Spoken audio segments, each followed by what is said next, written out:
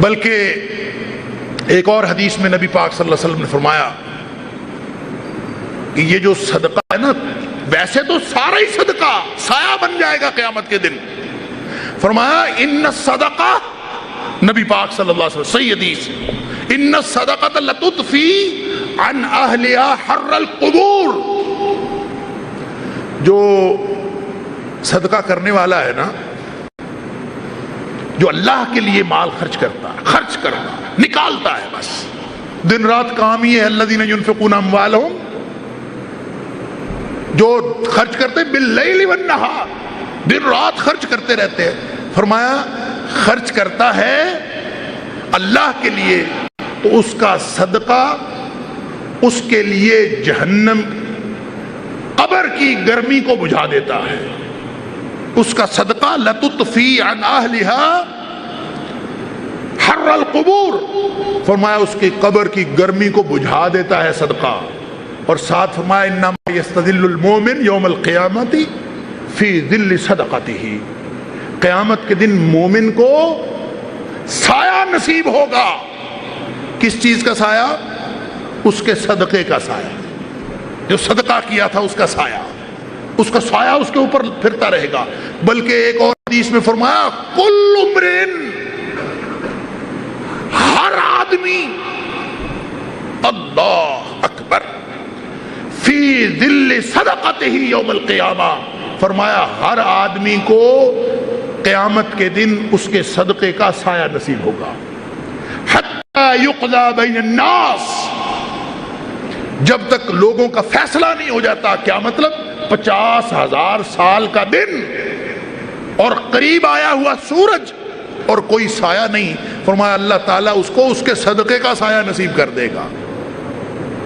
اور ایک حدیث میں نبی پاک صلی اللہ علیہ وسلم نے فرمایا، یہ بھی صحیح حدیث ہے، کہ یہ جو چھپ کے کیا ہوا صدقہ ہے نا، صدقۃ السر، چھپا کے کیا ہوا صدقہ، خفیہ طور پر کیا ہوا صدقہ، علانیہ بھی ٹھیک ہے، لیکن جو چھپ کے کیا ہے کسی کو پتہ ہی نہیں چلا، تو فرمایا یہ تو تطفئ غضب الرب، اللہ کے غصے کو بجھا دیتا ہے. اللہ کا غصہ ختم ہو جاتا ہے جب اللہ کو آدمی اس طرح خرچ کرتا ہوا نظر آتا ہے کہ سوائے اس آدمی اور اللہ کے کسی کو علم ہی نہیں. تو اللہ تعالیٰ کا سارا غصہ ختم ہو جاتا ہے. تطفئ غضب الرب، جو چھپ کے کیا ہوا صدقہ ہے، یہ اس قدر اللہ کے ہاں. تو فرمایا یہ تو دو نظام ہائے معیشت ہیں. ایک نظام معیشت خرچ کرنے کا، میں نے عرض کیا سودی معیشت کسبی معیشت ہے، اسلامی معیشت انفاقی معیشت ہے، خرچ کرنے کی معیشت ہے. لہذا اگر خرچ کرنے کی عادت پڑ گئی تو فرمایا ان لوگوں میں سے ہو جائے گا الذین ينفقون اموالهم باللیل والنہار سرا وعلانیہ فلہم اجرہم عند ربہم ولا خوف علیہم ولا هم يحزنون. دنیا آخرت کے غم مٹ جائیں گے اگر صدقے کی عادت پڑ گئی. خرچ کر دو مال، اور صبح و شام دن رات. میں نے عرض کیا تھا پچھلے جمعے میں ایک حدیث، نبی پاک صلی اللہ علیہ وسلم نے فرمایا اللہ تعالیٰ نے ڈیوٹی لگائی ہوئی ہے دو فرشتوں کی، صبح و شام. اور ڈیوٹی بھی یوں نہیں ہے کہ اتوار کو چھٹی ہو جائے، کاروبار کی چھٹی ہوتی ہے اتوار کو. سارے کے سارے منافع بخش ادارے کوئی نہ کوئی چھٹی کرتے ہیں، لیکن یہ ادارہ صدقہ، ادارہ انفاق فی سبیل اللہ، یہ ایک ایسا ادارہ ہے منافع بخش ادارہ. فرمایا اس کی چھٹی کوئی نہیں ہوتی. ما من یوم یصبح فی العباد، کوئی دن ایسا نہیں کہ لوگ صبح اٹھیں اور دو فرشتوں کی ڈیوٹی نہ لگی ہو. الا ملکان ینزلان، اللہ کی طرف سے دو فرشتے آتے، ان کا کام ہی ہے کہ یہ جو دو طرح کی معیشت کے لوگ ہیں نا، ایک مال روکنے والے، ایک مال خرچ کرنے والے، ایک کی ڈیوٹی ہے کہ تو سارا دن دعا کرتا رہے اللہم اعط منفقا خلفا، اللہ جو خرچ کرتا ہے تو اس کے مال بڑھا دے۔ فرشتہ دعا کرتا ہے، ڈیوٹی اس نے لگائی ہے جس کے پاس سارے خزانوں کی چابیاں ہیں، جس کے سارے خزانے ہیں اس نے ڈیوٹی لگائی ہے۔ وہ آ کے دعا کرتا ہے اللہم اعط منفقا خلفا، اللہ جو خرچ کرتا ہے تو اس کا مال بڑھا دے، اس کی ڈیوٹی ہے۔ تو اس کا مطلب ہے اس کا مال تو بڑھتا ہی رہتا ہے۔ دوسرا وہ دعا کرتا ہے اللہم اعط ممسکا تلفا، اللہ جو مال جوڑ جوڑ کے رکھتا ہے، کما کے روک کے رکھتا ہے، دیتا نہیں ہے، خرچ نہیں کرتا، وہ دعا کرتا ہے اللہ اس کے مال کو تباہ و برباد کر دے۔ ہمیں نہیں سمجھ آتی بات۔ اللہ تعالیٰ فرماتا ہے یمحق اللہ الربا، اللہ سود کو مٹاتا ہے، ہمارے خیال میں بڑھ رہا ہوتا، اللہ تعالیٰ اس کو مٹا رہا ہوتا۔ وَيُرْبِ الصَّدَقَاتِ، پالتا تو وہ صدقے کو ہے، یُرْبِ الصَّدَقَاتِ، صدقے کو پالتا ہے۔ اور میں نے حدیث عرض کی تھی کس طرح پالتا ہے، کس طرح پالتا ہے؟ فرمایا جیسے تم اپنے بچھیرے کو پالتے ہو نا، چھوٹے بچڑے کو پال کے بڑا کرتے ہو، اس کی سردی گرمی کا خیال کرتے ہو، خوراک پانی کا خیال کرتے ہو، اللہ تعالیٰ اسی طرح تمہارے کیے ہوئے صدقے کا خیال کرتا ہے اور اس کو پالتا ہے۔ اور فرمایا ایک کھجور اگر اللہ کے راستے میں صدقہ کی ہوئی ہو نا، ایک کھجور، اور صدقہ کرتے وقت یہ نام لینا ضروری نہیں ہوتا کہ میں صدقہ کر رہا ہوں، اشتہار لگانا ضروری نہیں ہوتا، دینے والے جس کو دیے جا رہا ہے، دیے جانے والے شخص کو بتانا بھی ضروری نہیں ہوتا کہ یہ صدقہ ہے۔ صدقہ تو صدقہ ہے۔ نبی پاک صلی اللہ علیہ وسلم نے فرمایا جو اپنے اہل و عیال پہ خرچ کرتا ہے اپنی حلال کمائی میں سے، وہ بھی صدقہ ہے۔ جو رشتہ داروں پہ خرچ کرتا ہے وہ بھی صدقہ ہے۔ ہر غریب مسکین پہ جو خرچ کرتا ہے وہ صدقہ ہے۔ البتہ اس میں درجے ہیں کس کو دینے سے، اور سب سے اعلیٰ درجہ پتہ کس کا ہے؟ ان لوگوں کو دینے کا جو بیچارے نہ مانگتے ہیں، نہ عام لوگوں کو پتہ چلتا ہے کہ یہ ضرورت مند ہے، سفید پوش۔ اللہ تعالیٰ فرماتا ہے للفقراء الذین احصروا فی سبیل اللہ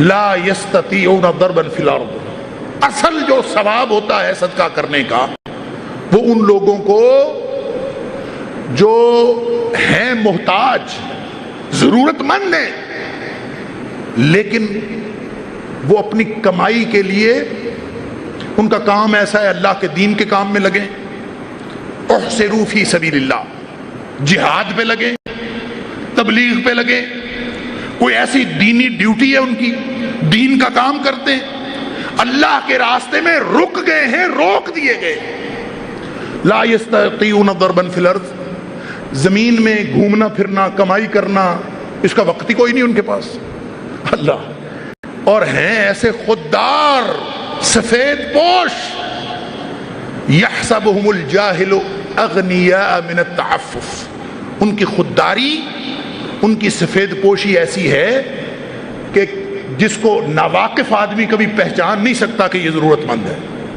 پتہ ہی نہیں چلتا۔ تعرفہم بسیماہم، اگر تو ان کے ساتھ اٹھتا بیٹھتا ہے، ان کے ساتھ تجھے تعلق خاطر ہے، تو پہچان جاتا ہے کہ اس کی ضرورت تو ہے، ضرورت مند ہے۔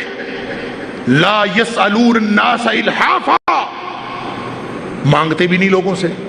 اب ایسا شخص ڈھونڈنا کتنا مشکل ہے جس کا پتہ بھی نہ چلے کہ یہ ضرورت مند ہے بھی سفید پوش، خودداری ایسی کسی کو پتہ نہیں چلنا دیتا۔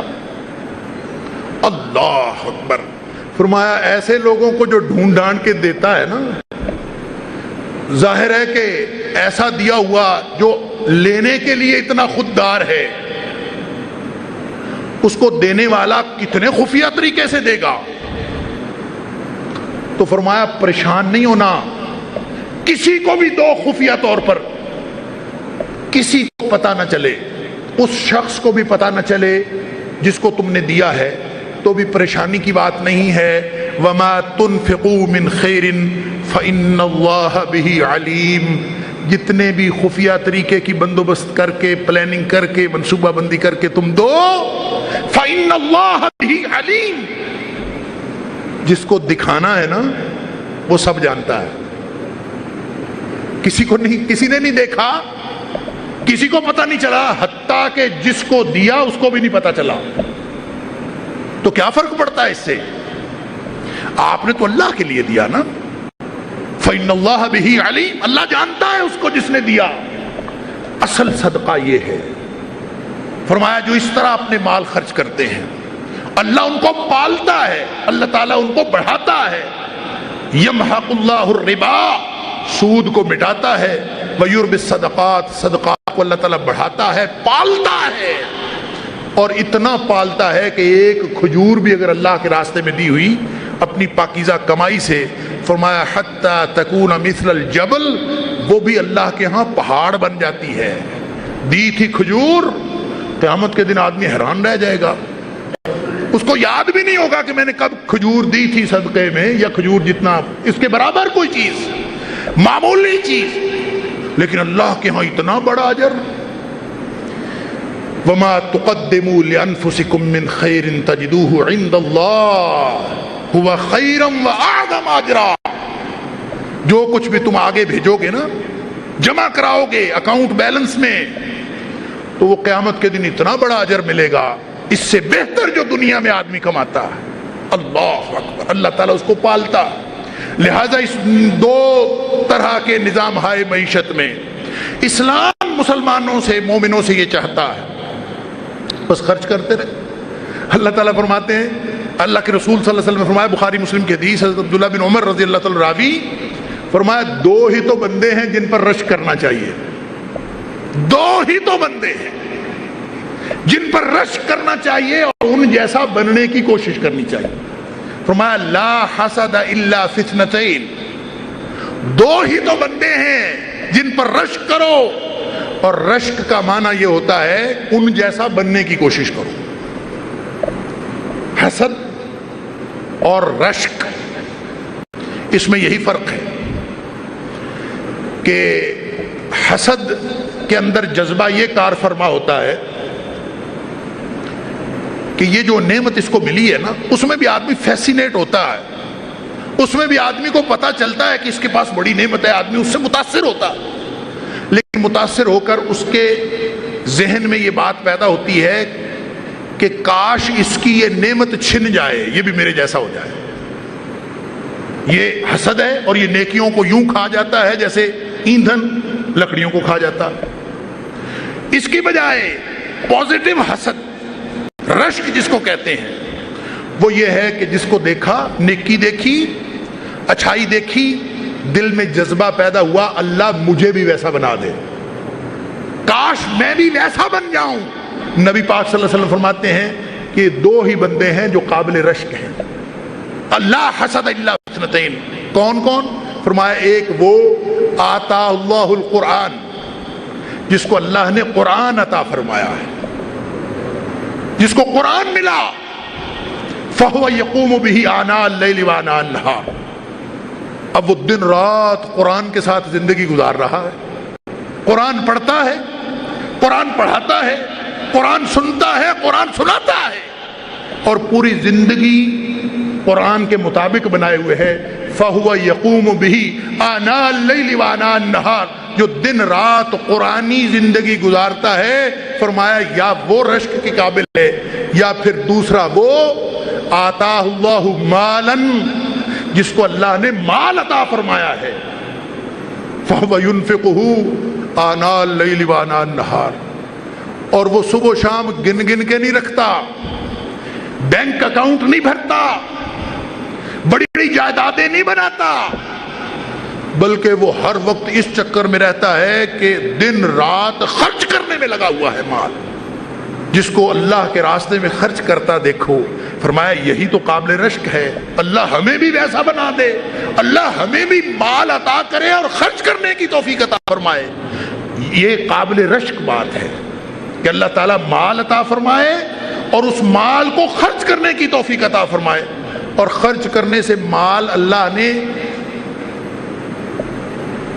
تسلی دی ہے، خرچ کرنے سے بڑھتا ہے. میں نے پچھلے جمعے میں بھی حدیثیں سنائی تھی، بڑھتا ہے، ختم نہیں ہوتا، کم نہیں ہوتا. نبی پاک صلی اللہ علیہ وسلم فرماتے بلال خرچ کیا کر اور کبھی ذہن میں یہ خدشہ نہ لانا کہ اس میں کمی ہوگی. فلا تخشى من ذی العرش، کہ وہ جو عرش والا ہے اس سے کبھی دل میں یہ گمان نہ لانا اقلالا کہ وہ کبھی اس مال میں کمی کرے گا، مال تو تیرا ہمیشہ بڑھتا رہے گا. یہ تو بات ہے اس بڑھاوے کی، اس بڑھوتری کی جو ہمیں نظر نہیں آتا، اللہ کے ہاں جمع ہے. اور وہ کتنا جمع ہے؟ میں نے عرض کیا تھا اللہ تعالیٰ نے ہمیں ایسے ہی تسلی دینے کے لیے فرمایا ہے کہ جیسے ایک بیج میں سے 700 بیج بن جائیں، ایک دانے میں سے 700 دانے بن جائیں. فرمایا یہ تمہاری تسلی کے لیے ہے، وگرنہ واللہ یضاعف لمن یشاء، اللہ اس سے بھی زیادہ بڑھاتا ہے.